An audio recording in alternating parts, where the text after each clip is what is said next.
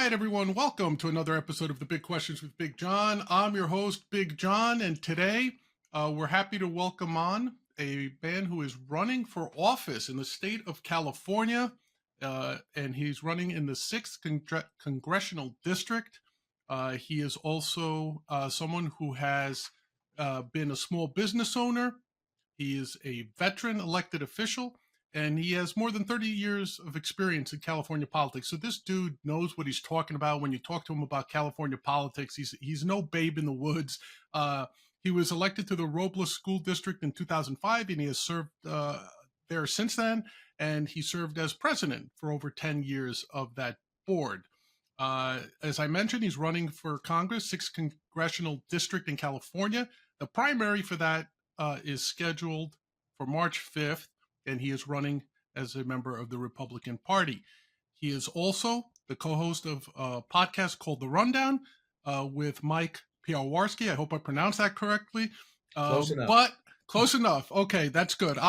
Having a difficult Greek name myself, I allow some latitude, so I understand that. Certainly. Everyone, please say hello to Mr. Craig DeLuz, our guest today. Craig, how are you doing today? I'm doing fantastic. How are you doing today? I'm hanging in there, and I'm so happy we got the chance to meet and the chance to talk today. So let's start right off. California, from an outsider, I'm not a Californian. I'm also, whether I'm not going to say I'm proud to say this, but in fact, I've never actually even been to California. I've been to a lot of states, but not California, as a native New Yorker and someone. But from the outside looking in, and from someone from a liberal enclave like New York, for me to say this, I think it must be bad. People have this perception of California, even if you're a Democrat, people have this perception that California is sort of slowly losing its grip on reality. It's the current political climate there, some of the results that we're seeing. So let me ask you this. Why would someone, you seem like a reasonable man, you don't seem like you're Looney Tunes or anything. Why would anyone get into California politics willingly, I might add, enthusiastically? So why are you running for office? I'll tell you, and California's always been my home. I was born and raised in the San Francisco Bay Area in Richmond, California. Very, very liberal area, liberal enclave. Went to school in Chico, California, which outside of the college is much, much more conservative. Mm-hmm. I'll tell you, and here's what I've seen. Most people in California are reasonable people. When we start talking about things like common sense, they're the ones who are exercising and really know and understand common sense. The problem is they generally tend not to be the people who are involved in our governance process.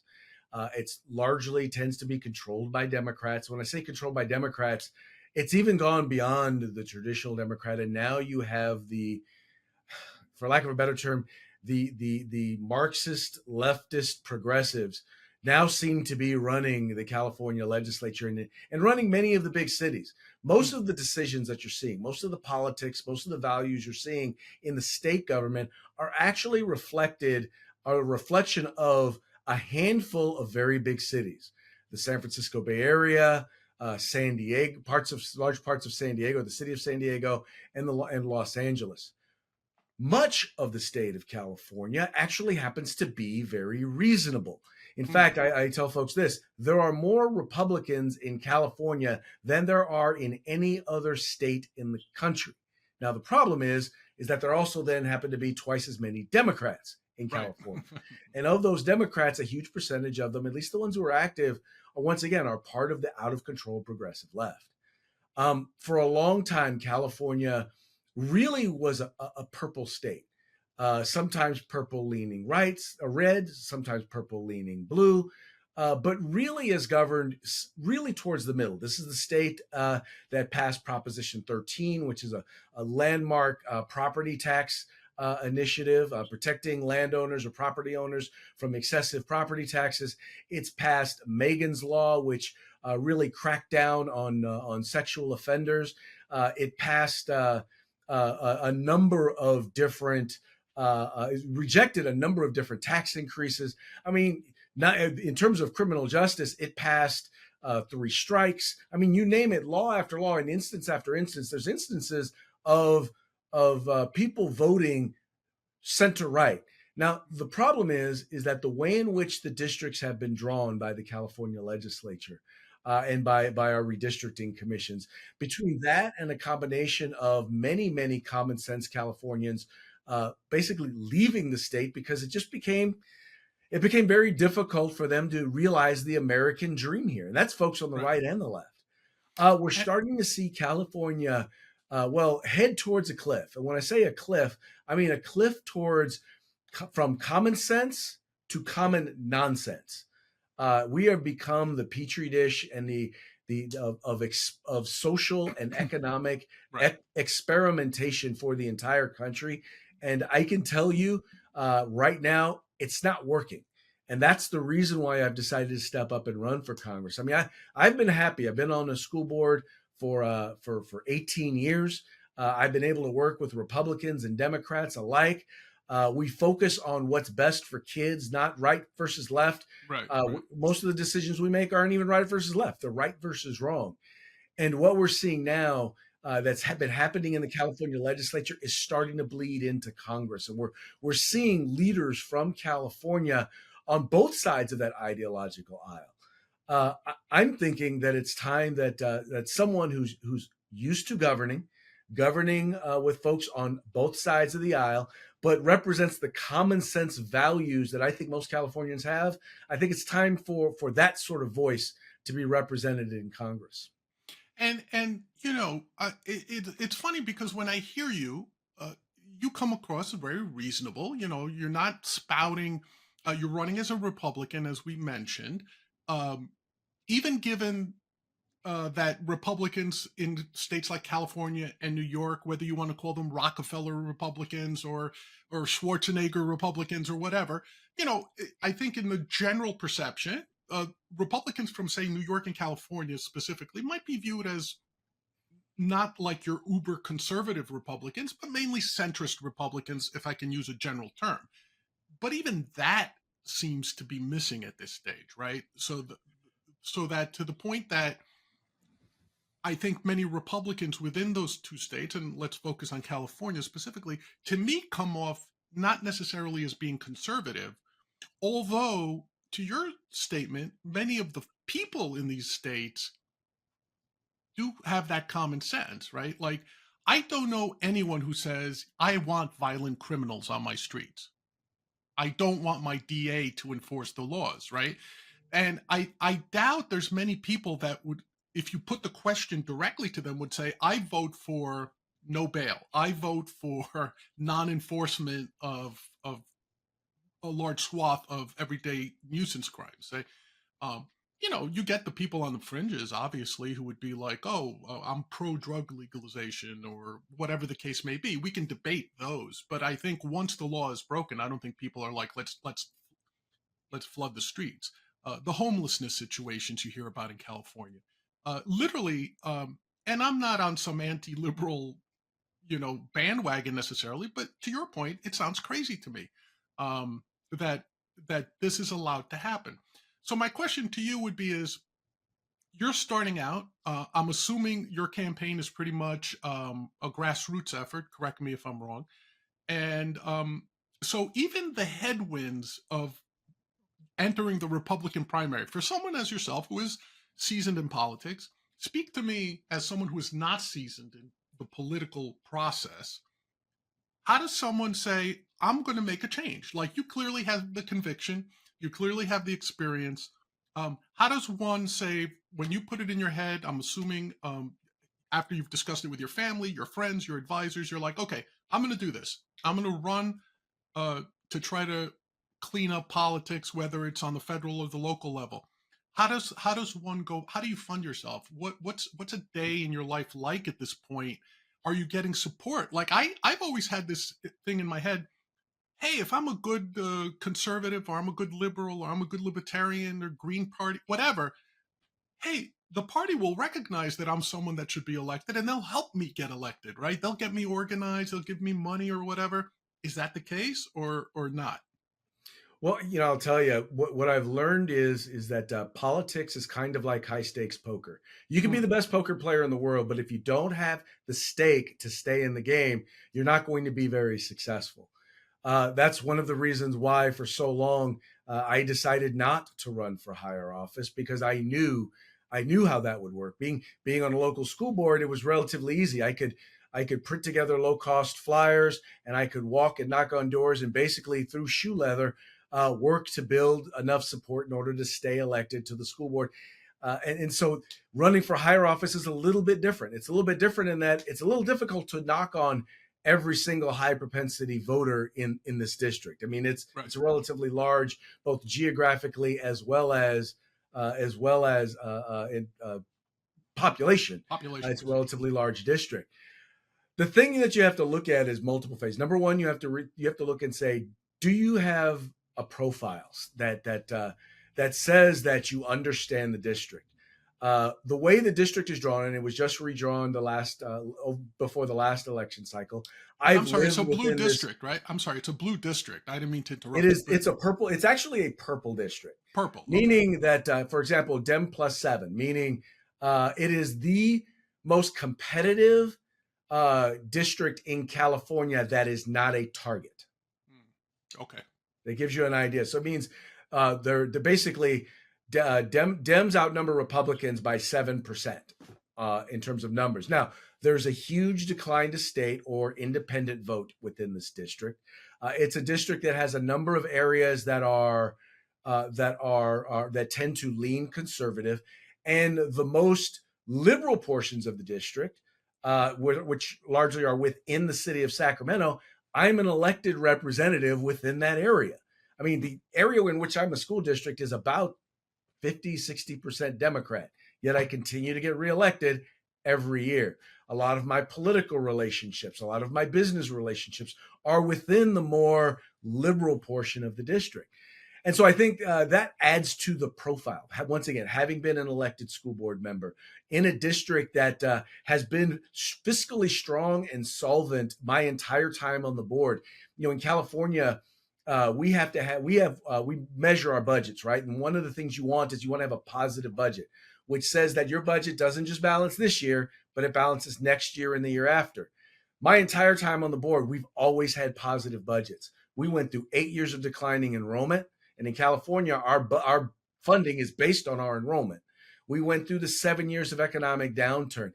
Yet and still, we've never had to lay off a teacher because of budget situations. We just got through in the midst of where everyone else is trying to scramble on infrastructure. We just got through rebuilding 75% of our schools. Every single one of our students is in a 21st century classroom. And that's, by the way, done by governing according to my values, which happen to be Republican values. And so having that profile, having been successful at the local level, being involved, I work with groups like California Black Media, the Sacramento Observer, which is one of the oldest Black newspapers on the West Coast, which is located here in Sacramento. By the way, just won best Black newspaper in the nation. Just to give you an example of the crossover that I'm able to have, and that's on top of being a successful business owner. That's on top of working with conservative-based organizations on issues that are important to folks. So the first thing is you have to realize: do you have a profile? The next thing that you have to look at is: do you have a base from which you can raise enough money to be successful? Now, the gentleman that I would be running against, and should I make it to the general, he is the head of the DCCC, which means he's not going to have a shortage of money. But then again, I also realize it's not about me having more money than him. It's about having a plan and the resources to implement that plan. The consultant that I brought on board is not someone who's part of the Republican establishment. He's someone who has demonstrated an understanding of how to get people elected in what I say non-traditional Republican areas. He got a former Republican elected to the Sacramento City Council. He's gotten Republicans elected to the school board within the city of Sacramento. He's demonstrated through micro-targeting and specific messaging, not so much about trying to change people's minds on issues, but identifying individuals, not just Republicans, but Democrats and independents who already agree with us on the issues. They just don't know it yet. and then being effective in communicating on those issues. And the real benefit we have right now is it's not even about being conservative. And I'm as conservative as they come. I always say I am a card-carrying member of the vast right-wing conspiracy, for those Right. of you old enough to remember that quote. Yes, of course. But I'm part of the Republican wing of the Republican Party in California. But having said that, we're not even talking about conservative versus liberal. We're talking about common sense versus common nonsense. I mean, common sense says we need to have a secure southern border, and entities like the state of California that have sanctuary status are going to suffer the brunt of people coming across our southern border. Coming across our southern border, we're the ones that are going to wind up having to put out the resources in order to take on all of these new residents, illegal and legal. Common sense says that we need to make sure that our law enforcement have the resources that they need in order to enforce the law. Right. And, common sense says that biological males shouldn't be competing against girls in high school sports. Right? Common sense says that we should be protecting our children from indoctrination, whether it be critical race theory, DEI, whether it be sexualizing them. And that's, that leads to my final point. Like, a lot of people are talking about book bans.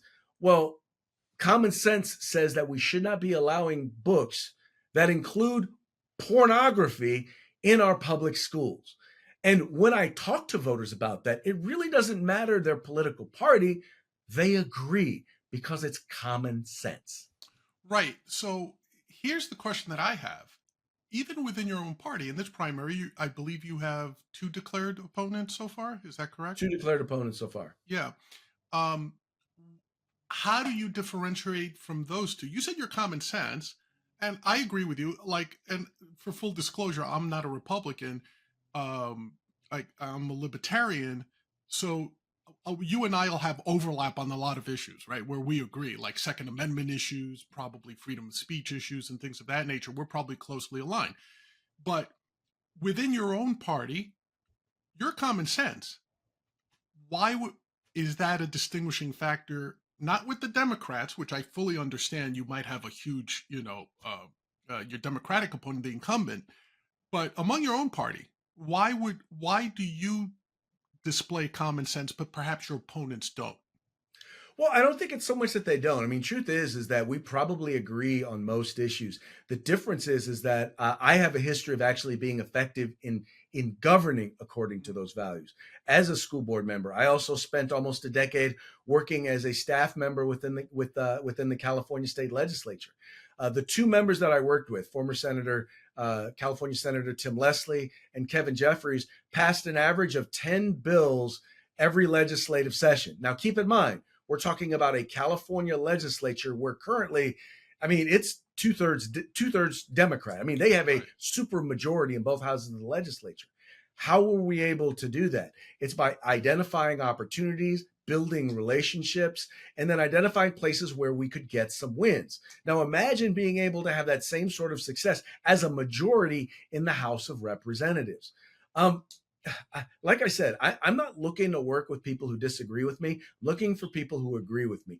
And when it comes to in the legislative process, I just need you to agree with me on this issue, right? The other thing is the effectiveness of being able to communicate those values.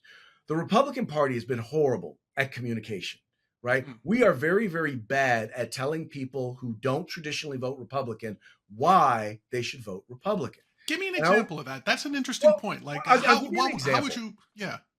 With every product, there's a feature and a benefit. Feature is what's good about it. A benefit is what that means to the end user, right? For a car, it might mean that it goes from 0 to 60 in 4 seconds. All right. But what does that mean to the end user? To a 19-year-old, it might mean that he can out-drag race his friends. To a middle-aged mother of 3, in a minivan, it might mean that she can get out of the way when they're coming up the street. When we talk about free enterprise, when we talk about safe streets, what does that mean to the various individuals? And it's going to be different based on who you're talking to. The biggest challenge we have as Republicans is We don't show up in places that we don't believe are friendly to us. Mm. And my point is, that's where I've been governing. That's where I've been working. I understand the communities in that where we need to be gaining votes, where we need to be gaining ground. I've been working in those communities. I've been communicating with the leaders and the organizations within those communities. I understand the issues in those areas, and I understand how what we believe as Republicans, how our conservative values can help manifest into policy that can address those issues. Right. So I'm fascinated by this because, like, as a libertarian, I've asked several people that I've interviewed, like Larry Sharp, for example, here in New York, African American gentleman. Um, I asked him point blank: is the Libertarian Party doing a good job reaching out to minority voters, to African Americans, to Latinos? And he looked me right in the eye and he said, "John, we are doing a horrible job of that. We are not reaching those people for whatever reason. We tend to condescend to that particular demographic." Do you feel that the Republican Party is in the same position right now, or has it been trending in the positive, in your opinion? Meaning that, let's say we took Reagan as a starting point, like the most popular Republican president, say in my lifetime, right?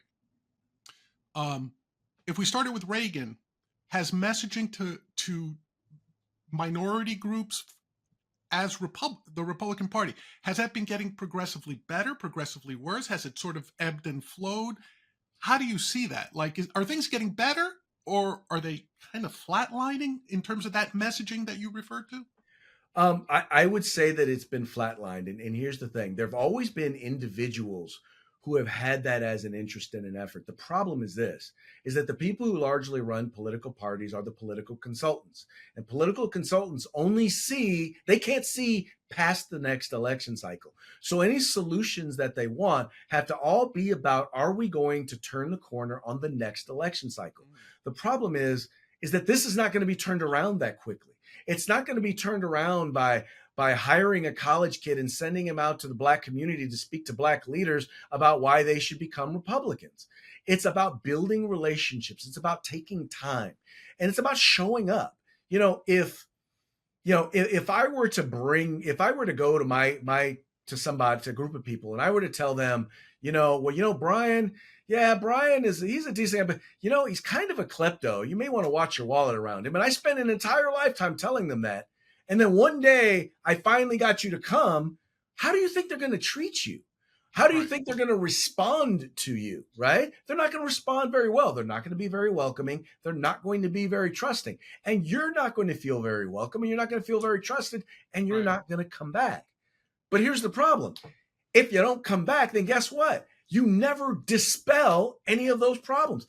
When I Exactly. worked in the legislature, one of the Kevin Jeffries, he was an assembly, he was a freshman when he started, and one of the first things that he did was he went and he had breakfast, lunch, or dinner with. He started with every Democrat freshman, and then every Democrat member of the assembly, and then every Democrat member of the Senate. And they didn't talk politics. They just got to know each other, right? They just built relationships, right?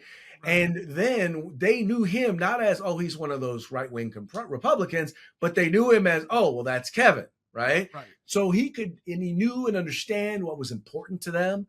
And so if he had a bill or a bill idea that he wanted some support on, he knew which members to go to talk to, because it was something that they had expressed an interest in, or an issue area that we knew was of concern to them.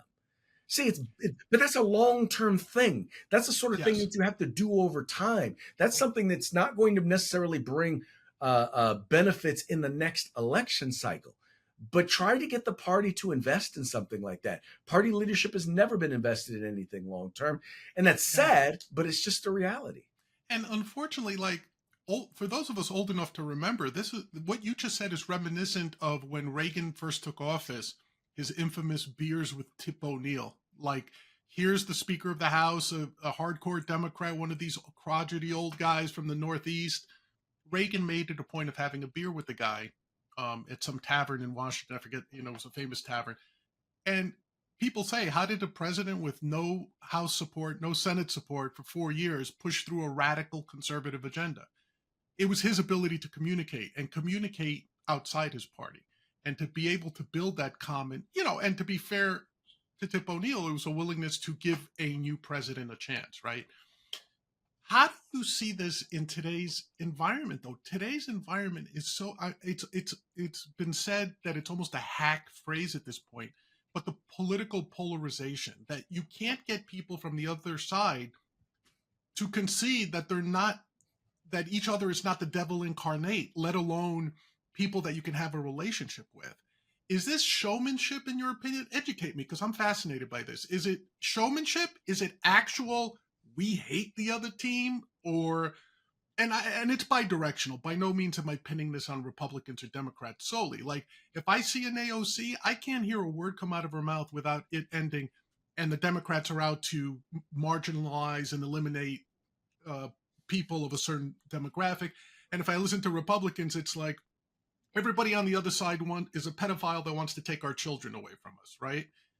So in that environment, is that just playing to each other's base, like saying, "Hey, I'm one of you," or is that the actual sort of feelings that we have towards each other? And I mean, now on a large scale, not you personally, but Mm. on a large scale, and then tell me how you get past that when you get elected to Congress.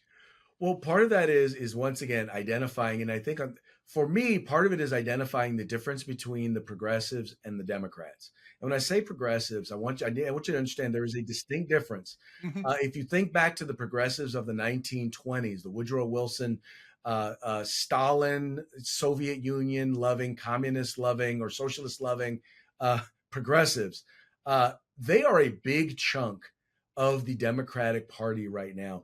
And that concerns me. It concerns me for this reason, is because those are the individuals who seek bigger government. Those are the individuals who want to silence opposition, in particular right Right. now, conservative opposition. Those are the people who want to tear down institutions, right? They're not the classic, when I say institutions, I mean the family, the church, law enforcement. They want to tear down the criminal justice system because they are under the belief that once this system is torn down, that somewhere out of it will kind of like a phoenix will arise some brand new thing. Now the problem is that it's never worked. It didn't work for Stalin. It didn't work for Lenin. Didn't work for Mao. Didn't work for Mao Zedong. Yeah, Mao Zedong. Right. Didn't work for Hugo Chavez. Didn't work for Fidel Castro. It's never worked, but somehow they're smart enough to make it work. Anyway, so there's those folks. But it's because it's never been done right.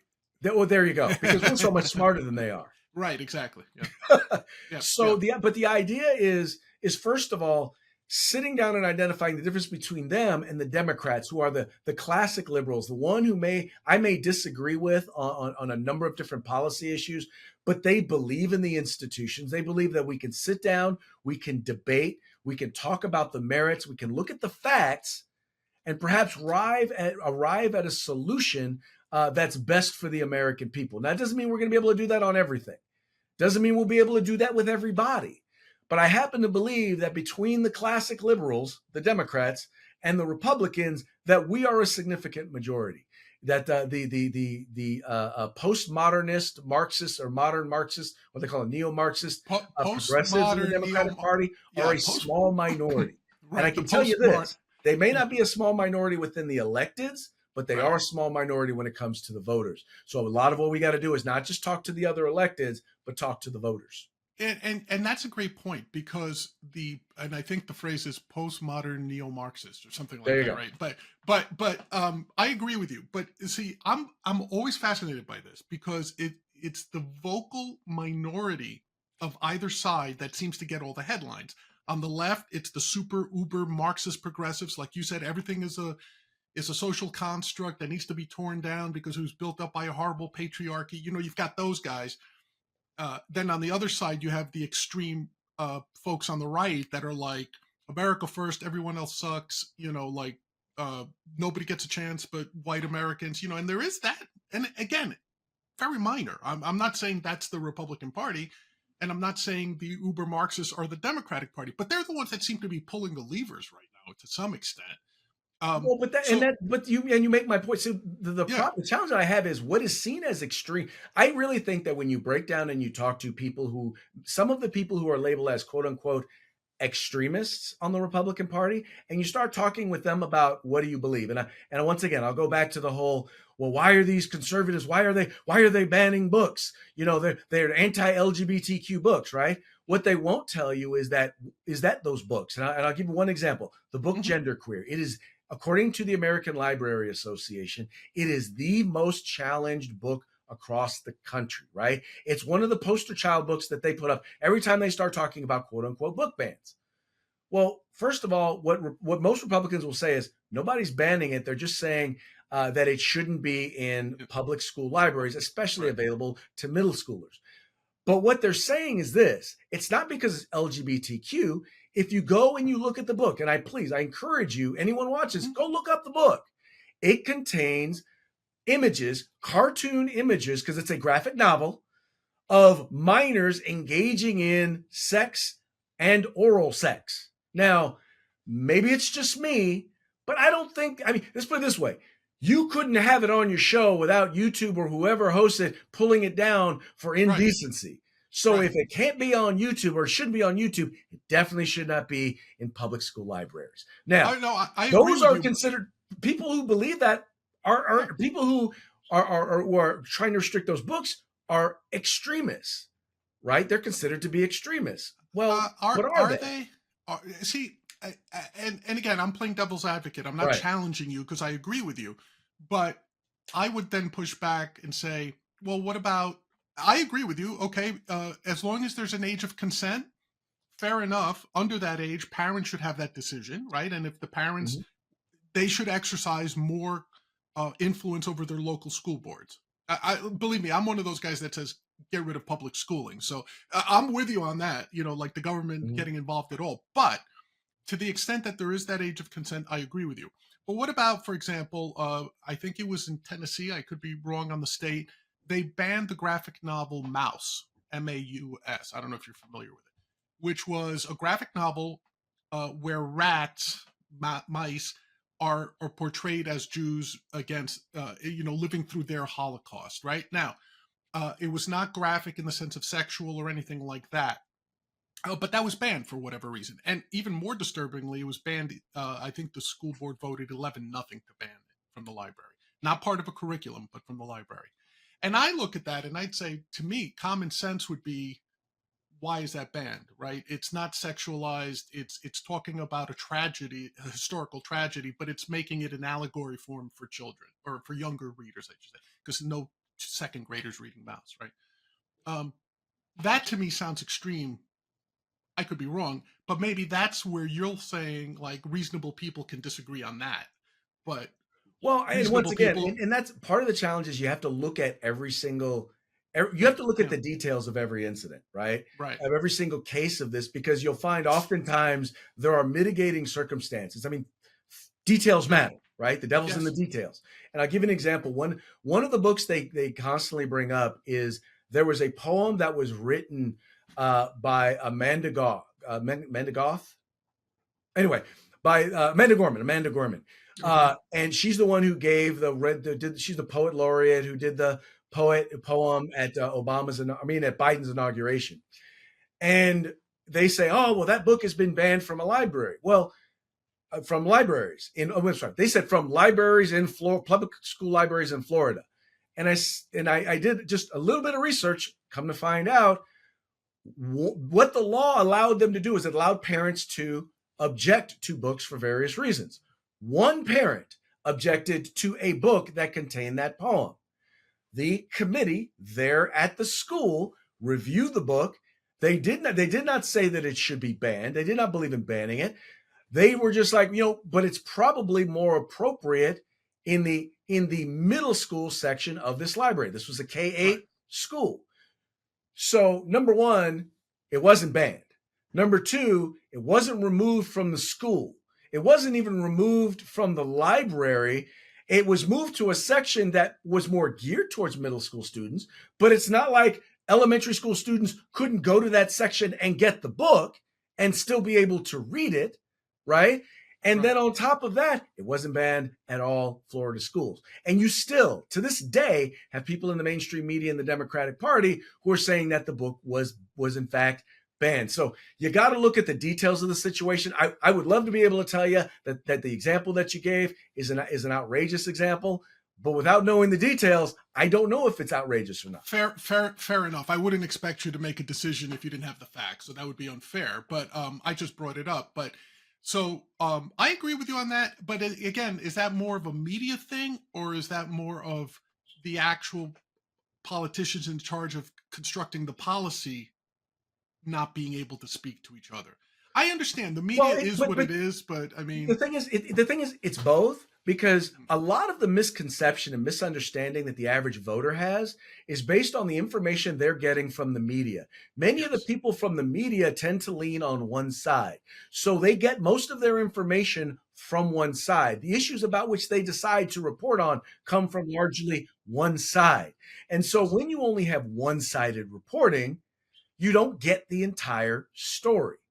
And that's what we deal with oftentimes. It's almost, I work with, as I told you before, I work with California Black Media. I work with a local newspaper here, Sacramento Observer, but I also work with the California Republican Assembly. Do a lot of stuff in conservative media. So I get media from both sides. And I can tell you, there are literally two different stories being written and told about what is going on in America.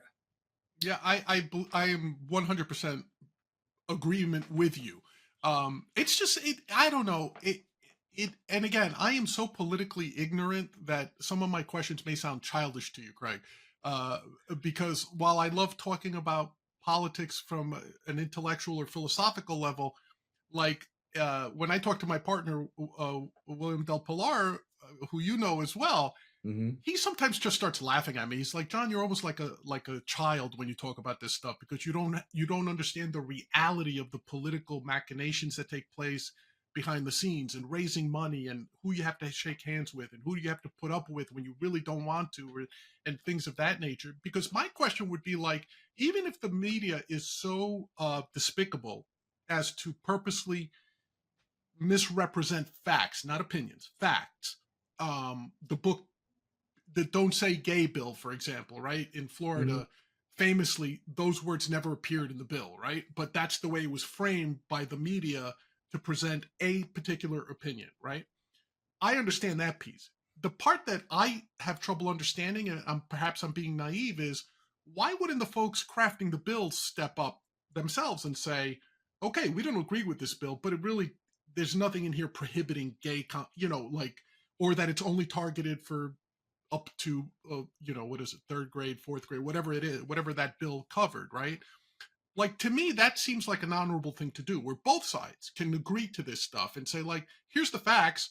We have different opinions on these facts, fair enough, but it really is like the media's lying. They're misrepresenting the facts. Whereas now I think the media, given its misrepresentations, is being used as another weapon to beat the other side with, as opposed to let's set the record straight. Well, and I agree. And the problem is oftentimes you will find that the people on the left and the Democrats who actually do have that level of integrity, uh, keep in mind they're held together by a caucus, right? They are held account by a caucus.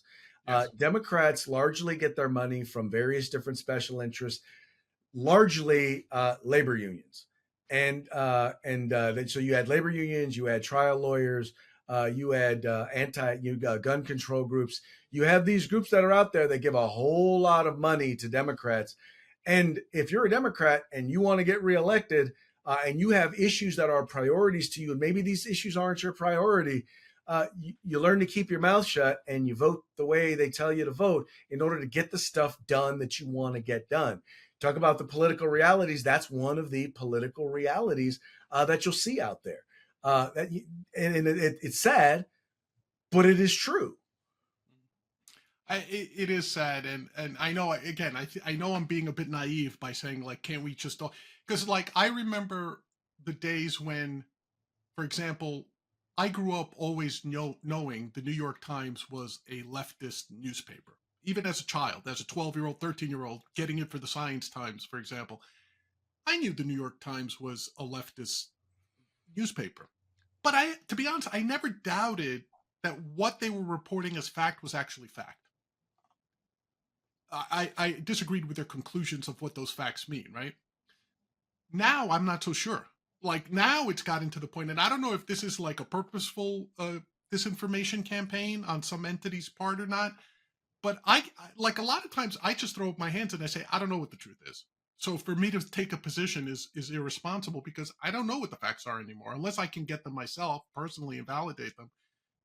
And I think that's the real shame. And I think that's what maybe a lot of Americans are struggling with right now. And they do fall back on trusted figures, hoping that they're still trusted figures, right? Well, what Now, I always encourage you to do, what I find myself doing is I look at, first of all, I look at what both sides are saying, and I figure if there's stuff that they agree on, that they're both mentioning it, okay, that has a greater likelihood of being true. right, Now it's a matter of doing my own research. It's a matter of, and why, when I, a lot of times when I talk about issues, when I write about issues, I link to sources, I link to source information. Be, and you know, I try to make sure that the information that I have, the opinions that I have, are based on facts and data. mm, Oftentimes, the other side doesn't do that. I, you know, I try not to spout things that I do not know. I tend to admit when I am wrong. I am open to the idea of admitting that I'm wrong, but I'm not just going to admit that I'm wrong just because you are louder and maybe tell better jokes or puns than I do. That's not right. going to be enough to get me to admit that I am incorrect on a policy statement. Um, I, that's very admirable, by the way. That is a trait that I think is largely missing. And again, I know it's hack to say on both sides, but like I see it with a lot of Republicans where the ability to say I was wrong about something, that admission is seen as weakness instead of, in my opinion, being seen as a positive. Like I admit I was wrong, and here's what I'm going to do to make sure I don't get it wrong next time. There seems to be this admission that if I say I'm wrong, it's a victory for the other guy. So I can't say I'm wrong. I'll have to like double down on my BS. I have to double down on my misinformation. Uh, and again, not just Republicans, but I have seen it on both sides where, to your point, like I was raised in the scientific arena. So for me to say like I'm wrong about something means I got data that tells me I was wrong. right. So like if I have to admit I'm wrong or else I'm an idiot, to be quite honest with you. Or So intellectually dishonest. it's intellectually dishonest. So I'm when I hear you say I'm willing to admit that I'm wrong and I'm willing to be open to the possibility that I might be wrong if you engage me, but I'm not going to be bullied just because, like you said, you scream louder than I do. So I agree with you, and I find that very admirable. And I think your constituents should, if they hear this, they should take that as a positive to say, like, hey, this is someone who has our concerns top of mind. Like we're concerned about our kids, concerned about our 2A rights, we're concerned about crime in the streets. But he's willing to understand that there might be some things he doesn't know about yet, or he's willing to learn about. I find that very, very like. Listen, New York, my district elected George Santos. Why can't anyone admit that this guy lied his way to the top? Like, I Yes. mean, and I understand. I have had this debate with good friends of mine who are Republicans. Will say, John, if we censor him, if the Republicans censor him, that means it's another Democratic vote. You're giving another vote to the Democrats, and I'm like, but at what cost? What have you retained if you have to retain your vote with a George Santos? I don't know if you want to comment on that specifically because he might be a future colleague of yours, but to me, that's a Pyrrhic victory. Like, so you won, you quote won, but what have you accomplished with that victory? You know Well, what I no, mean? I completely agree. I'm a believer. If I lie about who I am to get into public office, then I got to lie about who I am to stay in public office. And in the day and age where we are now, where so much information is available electronically, it's hard to get away with lies, right? Right. Well, unless you're Joe Biden. But I digress. Top of his law school, top of his law school. We know that. Anyway, but I think that what I appreciate is the way in which Republicans are handling it. They're going through a process. There's a process that you go through. and Kevin McCarthy is honoring the process, right? Okay. Everyone deserves due process, and he's giving him his due process. And in the end, what's probably going to wind up happening is he's probably going to wind up getting censured. I do not know if he'll be removed, but in essence, he's not going to be returning to the House of Representatives. You would hope so. This we know, but I do think it's incumbent to acknowledge that this man has perpetrated significant, numerous falsehoods on his constituents and on the American people, and needs to be held to account. Absolutely. I rejoice in hearing you say that, because you're, again, common sense. It's he deserves his. He's not under criminal indictment, but Right. so to speak, he deserves his day in court, so to speak, due process. But at the end of the day, it does look like he did several frauds or misrepresentations at the least. Let me ask you this: You're, when I first started reading up on you, and I started talking to my friend and partner William about you, what comes across about you is, hey, Craig's a big 2A guy. He really believes in the Second Amendment. He's really a proponent of the Second Amendment. I have to ask you, 2A guys in my home state of New York, not necessarily viewed upon as like, they don't put that on their resume, most politicians. I'm guessing, correct me if I'm wrong, that might be the case in California. Well, is it a problem for you or no? Well, it's not a problem for me because, as I like to say, I spent the last decade as a Second Amendment civil rights advocate. Mm. And I think that's important to understand. I'm big 2A, not because I'm big, I'm like a big, huge gun guy. I can't afford most of the firearms that I'd like to purchase. But when I understand, when you come to understand exactly what the Second Amendment is about, it is a civil right, right? And it is the civil right that defends all others. We have folks who want us to believe that civil rights means special privileges for special people, right? If you're the right gender, if you're the right age, if you're the right sexual identity or gender orientation or the right religion, well, then you get special protections. That's not what civil rights are. Civil rights are the rights due to each and every one of us, to all people, right? They were so important that we wanted to make sure to enshrine them, to enumerate them in our Constitution. By the way, our Constitution does not give us those rights. It simply enumerates what the founders believed were God-given rights or inalienable rights. Right. And the reason why I believe so much in the Second Amendment is because it is the redheaded stepchild of all civil rights. It is the one where people are like, it's a right, but it's not a right. It is the most misunderstood by both the right and the left, because so much in terms of technicalities in law and technicalities in the terminology and the technology is so important.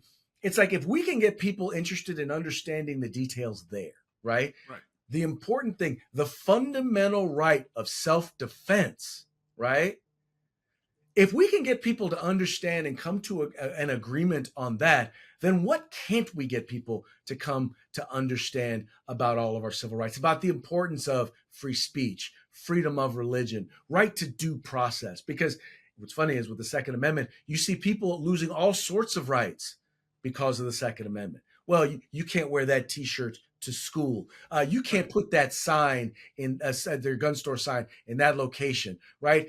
All of these things are all tied to, because some people are scared that you might have the fundamental right to be able to defend yourself against all enemies, foreign and domestic, up to and including a tyrannical government.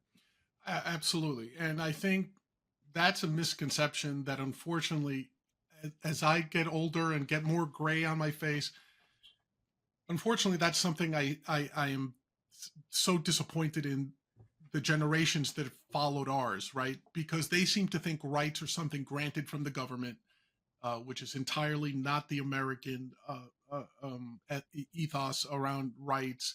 We very much are in the tradition of the John Locke model of rights, which is, these rights are ours by nature of us being human. They're not because the government says so, right? Right. I also take umbrage with some Second Amendment guys, because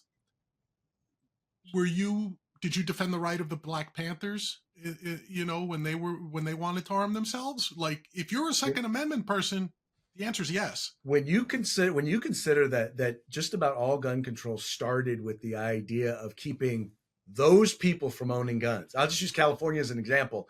Right. Well, nationally, it was the black codes down south were to keep newly freed slaves from being able to own guns. In California in the 1870s, it was to keep Native Americans from being able to purchase guns. In the 1920s, laws were passed to be able to keep Chinese and Mexicans, now we refer to as API and Latinos, from owning guns. The Mulford Act, signed into law by Ronald Reagan, was specifically to keep what was largely designed because you had the Black Panther Party, as they were following law enforcement or monitoring law enforcement, were armed. That's what ended open carry, loaded open carry in the state of California. Right. I mean, the roots of gun control are flat out racist. Now, the problem now is that all of us who are not part of the liberal elite are now those people, right? Exactly. All the rest of us, all of us common folk, are those people. And going back to just how I talk to when I talk to people about the Second Amendment, there's kind of two different things I found that have been most effective. When Donald Trump was president, and I heard people talk about, oh, well, Donald Trump this and Donald Trump that, and he's a totalitarian, he's never going to leave government, yada, yada, yada. And these people were anti-gun. And I said, let me ask you something. If everything you say about Donald Trump is true, let's say it's all 100% true, is a Donald Trump government, do you really want a Donald Trump government to be the only ones with firearms? Right. That's one.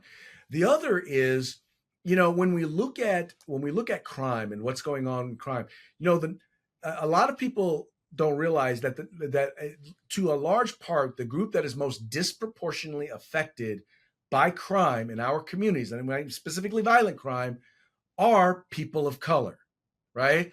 So in many communities where they have the least access to their right to keep and bear arms, they're facing more violent crimes than anyone else. So shouldn't those individuals who are in most need of the ability to defend themselves, should they not have access to that fundamental right to keep and bear arms, knowing that oftentimes law enforcement are minutes away when seconds matter? I agree with you. And it's that old refrain. Like, if you look at the biggest gun control cities, which are also tend to line up as blue cities, they tend to have the highest murder rates, the highest gun violence. Look at Chicago, Detroit, New York City at one point. New York is weird though. They're still a big gun control state, but the gun violence was decreasing up until recently. So that's a bit of a contradiction. But in a lot of these other states, clearly gun control did not work. But beyond that, that shouldn't matter in terms of your Second Amendment rights. So I agree with you 100%. I always think it's a red herring. When someone says, well, I'm using it for self-defense or I'm using it for hunting. And then you get the other side saying, well, you don't need something that, you don't need an AK-47 or, or anything like that. Or, you don't need bump stocks or, my response to that is, why even go down that road? Here's my answer. Why do you want a gun? I don't need to tell you. I don't need to tell you my desire to defend myself, or how I'm going to defend myself, or why I feel the need to defend myself. I don't. Why? It's called the Bill of Rights, not the Bill of Needs. Exactly, or the Bill of Can I's. It's right. Not. It's like I view it the same way. Do I need your permission to tell an off-color joke? No, it's my right of free speech. It's my right of free thought. So, but even that, now you read the polls, and the younger generations, the later generations, are saying we should regulate our speech. We ought not say things. And I'm not even talking about private entities, like, say, for example, any censorship by Twitter or YouTube, right? Fair enough. It flies in the face of what I think should be their policy. But I mean, hate speech laws, I don't understand those at all. What they're really saying is, they're not saying that we should censor speech. They're saying we should censor their speech, right? Right. They don't want their own speech censored, right? They want someone else's speech censored. You know, rights are dangerous, right? Rights are dangerous because it allows people, it says that these are inalienable things that you have, that you get to do. And sometimes when people abuse those rights, other people get harmed. But guess what? We have laws that protect people in the event that they do you actual harm.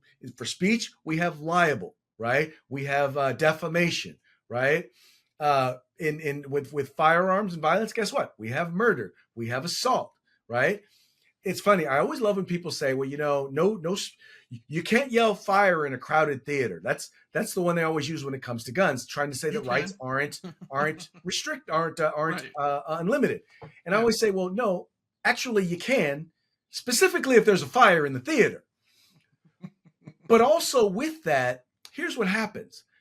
What we don't do is we don't put gags on everyone's mouth before they walk into the theater in the event that one individual may abuse their right and yell fire. We don't Right. gag everybody before they go into the theater. That's what they want to do with gun laws. They want to restrict everyone's rights because a small minority of individuals may harm others, violate the law by in the exercise of that right. But guess what? We have laws, and if we would actually, I don't know, enforce those laws, how about when someone who's not supposed to be in possession of a firearm gets arrested with the firearm, we actually prosecute them for it? How about that? Right.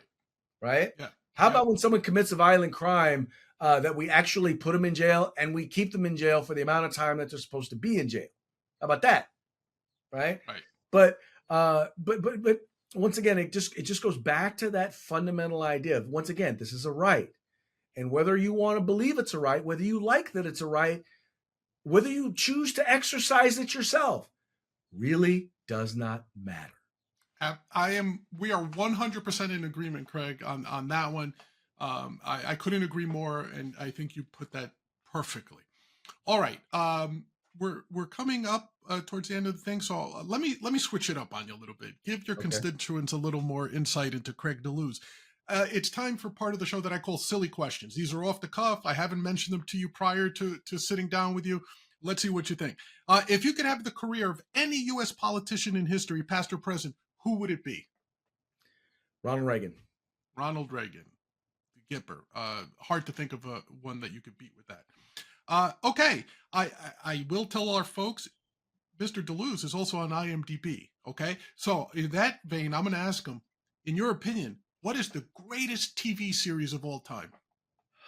God, there are so many good ones. One you're going to be surprised about because it's very, very liberal leaning, but it to me is the best written show on television ever, and that would be West Wing. West Wing. Interesting. Okay, you're right. It is very liberal leaning, but it was a very well written show as well. Was that a Sorkin show? I don't It was a remember. Sorkin show. He is a phenomenal writer. He is a phenomenal writer. You're Doesn't absolutely right. writes Republicans horribly, right? But Yes. he's a good writer. He makes Democrats look like moderate Republicans. There you go. There you go. But that's an interesting choice, but I think you can defend it. So that's cool. And then if you could recast who's on Mount Rushmore today, if you started with a blank Mount Rushmore and could commission which five faces go up there of anything, who would you put on there?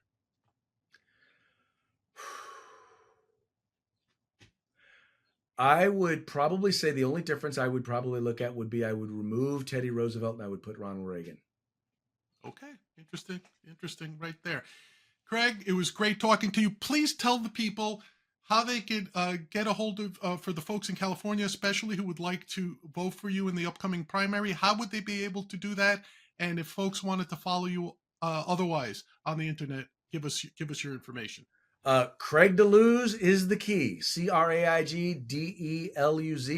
My website is craigdeluz.com. You can follow me on Twitter at Craig DeLuz. You can Google me. If you Google Craig DeLuz, all sorts of stuff is going to come up. The work I did with the Firearms Policy Coalition, my stuff on the school board, stuff with the California Republican Assembly.